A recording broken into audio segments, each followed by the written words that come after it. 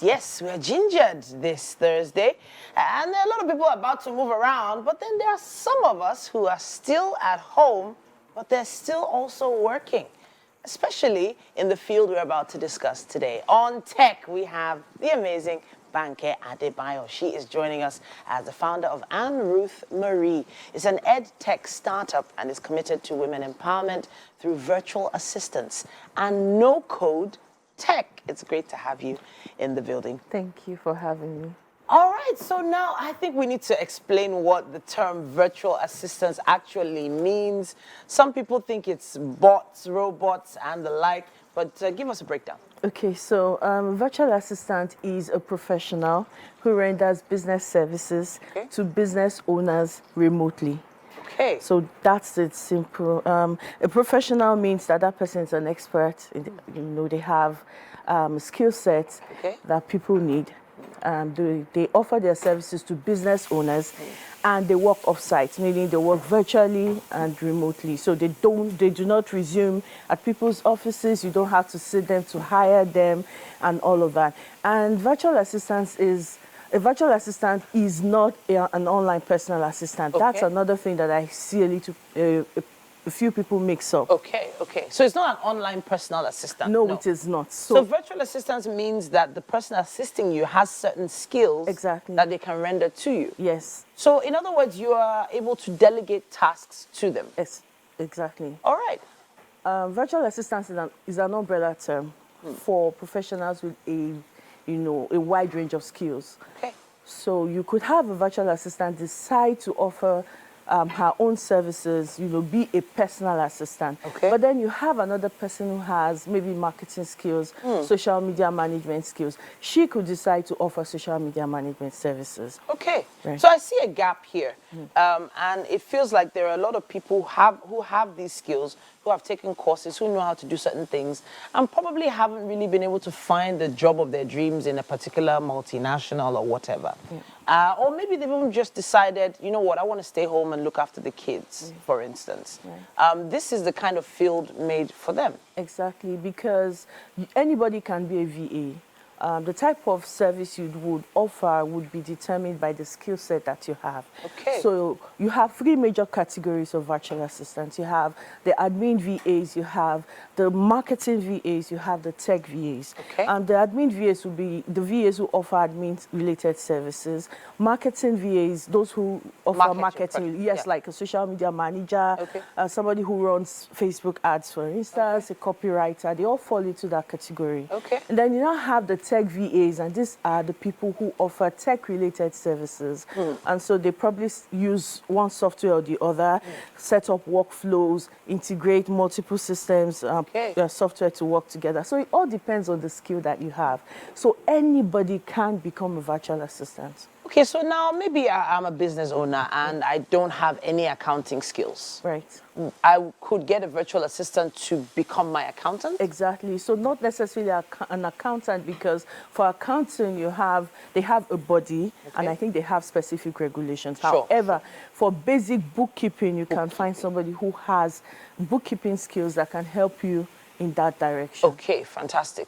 And now, obviously, there are some people who probably are wondering if this is an expensive service to, to employ someone. But as a virtual assistant, I believe yourself, you have done this before for a long time. Yes.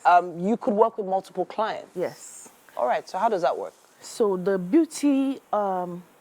beautiful thing about virtual assistants is the ability to work with multiple people from all over the world. So the fact that you're remote breaks down the location barrier, so you can work with anybody, because you're harnessing social media to find paying clients.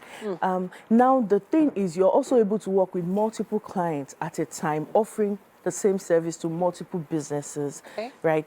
The thing though is that everybody has a limit. So as a VA, you need to understand what your limit is. How many people can you work with? How many hours do you have to work in your business?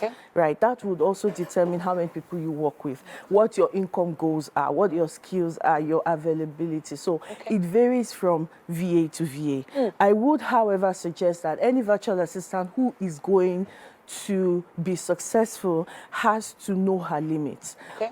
You cannot work with too many people because it means you'll be pulled in different directions. You'll be running from pillar to post and unable to satisfy any of your clients. Okay. So it's always better that you understand your limits. If you want to work with 4 people, right, you look for 4 people who can pay you, right, what your income goals are, and stick to them and give them the best. Okay, now let's talk a little bit about these income goals now. Yes. As a virtual assistant, there's probably a limit to what you can charge someone who hasn't worked with you before, maybe a brand new paying client. Maybe you charge a particular amount first and then maybe increase the amount as more responsibilities get piled on you as a VA. Right. But then how do you ensure that you get paid? You're not seeing these people. They're probably in other countries. I think you said you can work with anyone in any continent. Yes, absolutely. All right. The way it works is this. As a VA, first and foremost, you understand what your income goals are, number one. Then you also want to make sure that you're priced appropriately. Okay. There is no limit. What would limit the your asking fees would be the levels of your skill and the industry you're in. So if you have intermediate skills, for instance, you cannot ask for the same fees or the same amount like somebody who has premium skills.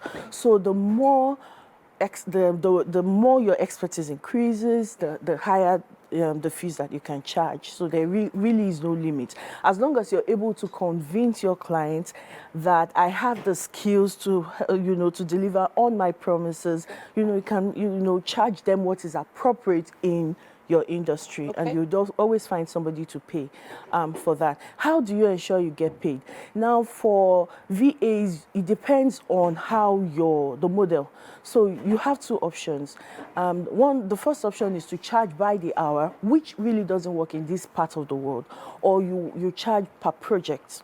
Now, for social media managers, they usually charge per month, and they're like every month is a recurring income kind of thing.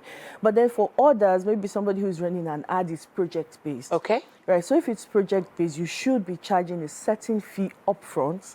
Per project? Per project. Beautiful. Yes, per project. So you take your fee upfront and then you work on getting your balance. But there have to be certain skills you need, no matter what field you're working in, to be a proper virtual assistant. Exactly. What are those key skills as quickly as possible? Okay, so the soft skills, super important. Apart from the hard skills, which are like what you really know, there are some soft skills that I think that a lot of VAs are not focusing on. One is self-leadership, the ability to take charge for your future, what you want, so you're able to do the things that would help you. Okay. Like personal development, which is why I say a lot of VAs missing it. And then there's also emotional agility, which is how you manage your clients, how you conflict resolution, your productivity and efficiency, all of this come into play. Honestly, I have to say a big thank you to you for coming to share this. I know we're just scratching the surface with this, and it's a longer, deeper discussion, but thank you so much for this, Banker. We are going to be looking into it a little more sometime during September.